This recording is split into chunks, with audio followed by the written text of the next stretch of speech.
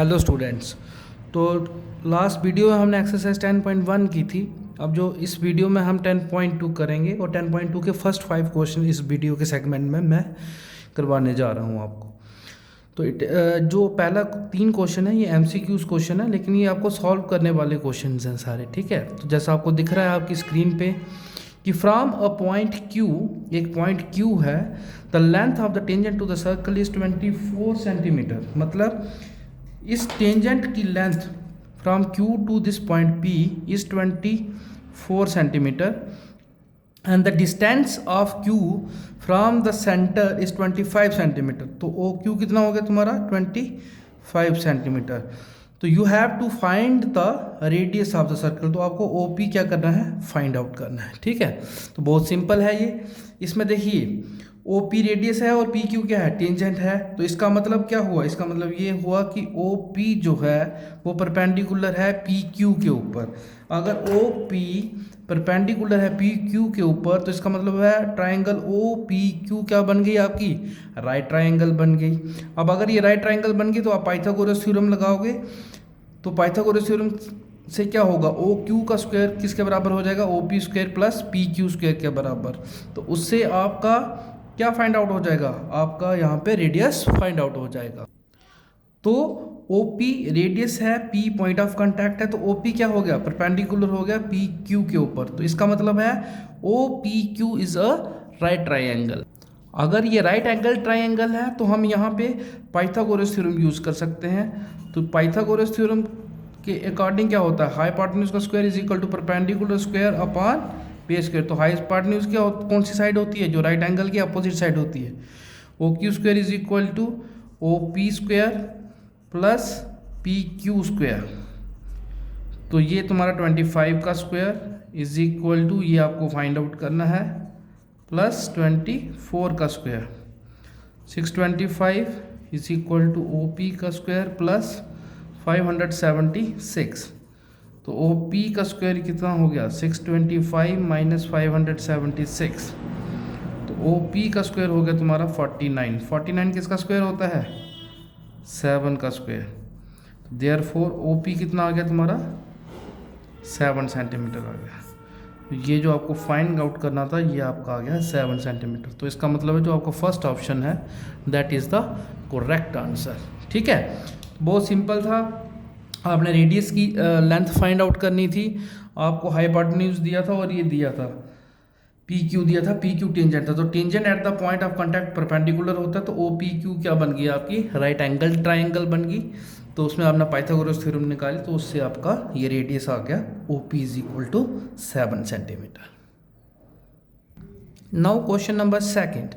In the figure, ये जो आपको फिगर दी गई है, इस फिगर में आपको क्या दिया गया, T P and T Q are the tangents to the circle and O is the centre. और आपको एंगल क्या दिया, एंगल पी ओ क्यू। ये एंगल आपको कितना दिया है 110 डिग्री। तो ऑब्वियसली ये एंगल 90 डिग्री होगा और ये एंगल 90 डिग्री होगा। तो बोलता है find angle P T Q, ये आपने फाइंड करना है। ये 90 है, ये 110 है, ये 90 है, ये हम निकाल लेंगे because angle sum property of quadrilateral. एक क्वाड्रिलेटरल के देखो पी ओ क्यू टी आपकी क्या बन गई है, क्वाड्रिलेटरल बन गई। 4 साइडें हैं, क्लोज्ड फिगर है, तो ये क्वाड्रिलेटरल बन गई। और अगर ये क्वाड्रिलेटरल बन गई तो एक क्वाड्रिलेटरल के इंटरनल एंगल्स का सम जो होता है वो 360 डिग्री होता है। तो वो जब वो प्रॉपर्टी हम लगाएंगे तो उससे हमें क्या मिल जाएगा, ये एंगल हमारा फाइंड आउट हो जाएगा। तो देखिए ओ पी और ओ क्यू क्या है, रेडियाई हैं at the point of contact कौन सा, पी और क्यू पे। तो इसका मतलब है ओ पी परपेंडिकुलर हो जाएगा टी पी पे और ओ क्यू परपेंडिकुलर हो जाएगा टी क्यू पे। तो इसका मतलब है angle O P T is equal to angle O Q T is equal to 90 degree. तो अब लेंगे using angle sum property of quadrilateral, quadrilateral की एंगल सम प्रॉपर्टी यूज करेंगे। तो चारों एंगल्स का, इंटीरियर एंगल्स का सम कितना हो जाएगा हमारा 360 डिग्री। तो कैसे निकालेंगे, angle P O Q plus angle O P T plus angle O Q T plus angle P T Q is equal to 360 degree, ठीक है।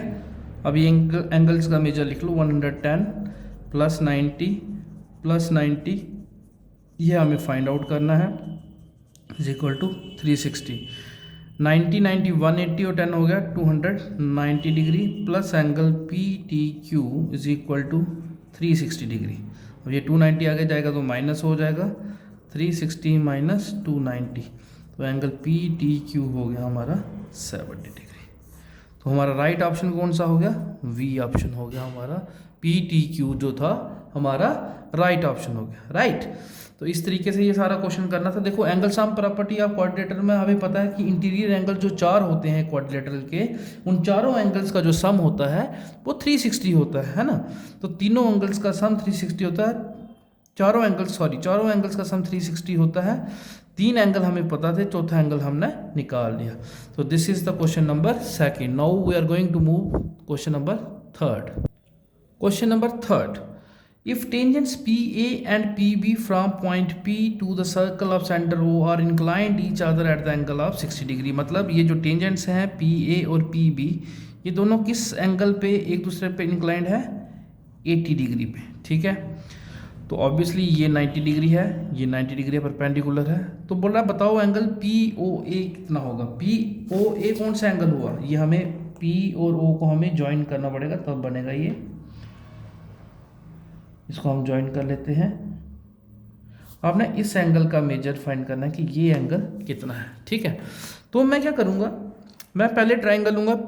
देखो पहले तो एंगल सम प्रॉपर्टी से मैं ये पूरा एंगल AOB फाइंड करूँगा, जैसे अभी मैंने लास्ट क्वेश्चन में किया। तो ये मेरा फाइंड आउट हो जाएगा। पहले मैं वो ये पूरे एंगल फाइंड आउट करता हूँ, उसके बाद मैं बताता हूँ कि ये वाला एंगल कैसे मेजर करना है हमने। तो देखिए OA परपेंडिकुलर है PA पे, OB परपेंडिकुलर है PB पे, क्लियरली है क्योंकि पॉइंट ऑफ कांटेक्ट है तो इसलिए ये परपेंडिकुलर होता है। एंगल APB आपको दिया हुआ 80 डिग्री। एंगल सम प्रॉपर्टी से हमारा ये एंगल निकल जाएगा, कैसे निकलेगा, 90 degree plus 90 degree plus 80 degree plus angle AOB is equal to 360 degree, right. 360 degree हो गया, 90 प्लस 90 हो गया हमारा 180 प्लस 80 हो गया 260 plus angle AOB is equal to 360। तो एंगल AOB कितना हुआ हमारा 100 डिग्री। अभी तक हमने क्या फाइंड आउट किया, एंगल AOB क्या है 100 डिग्री है। अब मैं ट्राइंगल लूँगा PAO एंड PBO, 2 ट्राइंगल्स लूँगा। इसमें PA और PB इक्वल होता है because tangents from an external point to the circle are equal in length, ठीक है। उसके बाद एंगल PAO और एंगल PBO इक्वल होगा बिकॉज ईच 90 डिग्री, और PO is equal to PO जहाँ AO is equal to AO। तो SSS similar congruency criteria से हमारी दोनों ट्राइंगल्स क्या हो जाएंगे, कॉन्ग्रेंट हो जाएंगे। अगर ये दोनों ट्राइंगल्स कॉन्ग्रेंट होगी तो हमारा एंगल POA और एंगल POB दोनों क्या हो जाएंगे, इक्वल हो जाएंगे। जब इक्वल हो जाएंगे तो वो उसको हम ये दोनों का सम 100 के बराबर था, कंपेयर करेंगे हमारी वैल्यू आ जाएगी, वो हमारी 50 डिग्री बन जाएगी। देखिए कैसे करना है। तो मैंने ट्राइंगल POA और PBO लिया, तो मुझे पता है, ये मैंने आपको ऑलरेडी एक्सप्लेन किया, PA और PB इक्वल होंगे because tangents from an external point to the circle are equal in length, वो मैंने आपको थ्योरम कराई थी 10.2। AO और BOB इक्वल होंगे बिकॉज ये सेम सर्कल के रेडियस हैं, और PO और PO कॉमन साइड है दोनों ट्राइंगल्स में। तो by SSS कॉन्ग्रेंसी rule, SSS कॉन्ग्रेंसी rule से ट्राइंगल PAO कॉन्ग्रेंट हो गए ट्राइंगल PBO के। तो दोनों ट्राइंगल्स क्या हो गई, कॉन्ग्रेंट हो गए। और अगर 2 ट्राइंगल्स कॉन्ग्रेंट हो जाती हैं तो उनके जो रिमेनिंग पार्ट्स होते हैं वो भी क्या हो जाते हैं, इक्वल हो जाते हैं बाई CPCT। तो CPCT से क्या हो गया, एंगल POA और POB दोनों क्या हो गए, इक्वल हो गए। बट अब एंगल POA और POB इन सबको ऐड कर दो तो कितना होता है, but angle POA plus angle POB is equal to 100 degree. क्यों, क्योंकि ये पूरा एंगल कितना था, 100 डिग्री था। अब मैं POB की जगह भी POA लिखूंगा क्योंकि ये दोनों एंगल क्या थे, इक्वल थे। अब ये क्या होगा, twice angle POA is equal to 100 degree, और एंगल POA कितना हो गया, 100/2। तो एंगल POA कितना हो गया, 50 डिग्री। तो इसका मतलब है जो हमारा ऑप्शन है वो ए वाला ऑप्शन इसका करेक्ट आंसर है। ठीक है, तो आपने क्या किया, पहले एंगल सम प्रॉपर्टी से ये पूरा एंगल फाइंड किया, फिर दोनों ट्राइंगल्स को कॉन्ग्रेंट किया, CPCT से ये एंगल और ये एंगल दोनों इक्वल हो गए। अब अगर ये दोनों एंगल इक्वल हो गए हैं तो ये ट्वाइस हो जाएगा और वो 100/2 50 डिग्री हो जाएगा। अब आएंगे हम क्वेश्चन नंबर 4 पे।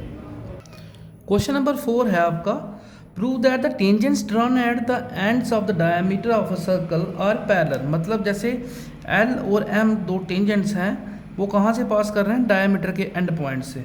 तो आपने प्रूव करना है कि एल जो है वो एम के पैरेलल है। तो ये बहुत आसान है। आपको क्या दिया हुआ है, आपको गिवन क्या है, गिवन ये है A B is the diameter, A B diameter है, और क्या है, and L and M are tangents passing through A and B। ठीक है, तो आपको प्रूव क्या करना है, आपको प्रूव करना है कि L is parallel to M। देखो कैसे करेंगे, बहुत आसान है, ध्यान से देखिए। देखिए मैं इस एंगल को रखता हूँ एंगल 1 और इसको रखता हूँ एंगल 2, और आपको पता है ये Z बना रहे हैं तो ये अल्टरनेट इंटीरियर एंगल्स हैं। अब एंगल 1 भी 90 डिग्री है because OA is perpendicular on L, because क्यों कि रेडियस जो पॉइंट ऑफ कांटेक्ट पे क्या होता है, परपेंडिकुलर होता है। वैसे ही एंगल 2 भी जो है वो 90 डिग्री है। क्यों, क्योंकि OB रेडियस है और M के ऊपर क्या है, टेंजेंट है ना। तो angle 1 is equal to angle 2, but it is a pair of what, alternate interior angles. और अगर अल्टरनेट इंटीरियर एंगल्स इक्वल हो गए तो इट मीन्स आपकी लाइंस जो हैं वो पैरेलल हो गई। वेरी सिंपल है ना।